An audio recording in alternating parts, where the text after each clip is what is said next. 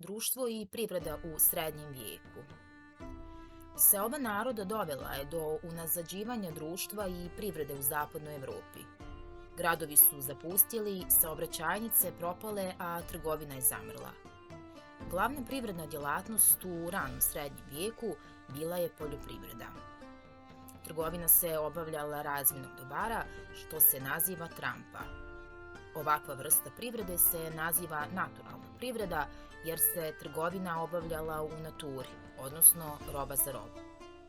Za razliku od nje, u poznom srednjem vijeku se roba proizvodila za tržište i razmjenjivala se za novac, što se naziva robno-novčana privreda. Društvo u srednjem vijeku nazivamo feudalno društvo. Feud je bio osnovni zemljišni posjed koji su vladari dodjeljivali vlasteli ili plemićima, odnosno feudalcima. Vlastela je nastala miješanjem germanske i romanske aristokratije. Na feudu su radili zavisni seljaci, odnosno kmetovi.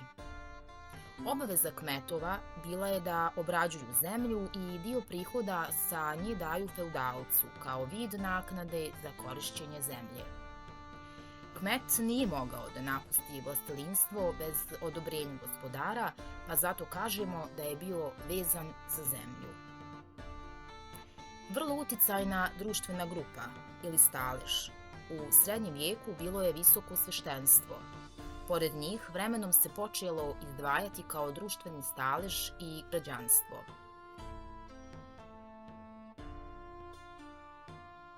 U srednjem vijeku društvene odnose nazivamo i vazalnim odnosima.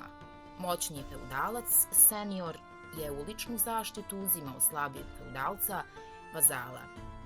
Za uzvrat vazal je obećavao senioru vjernost i odazivanje u vojne pohode.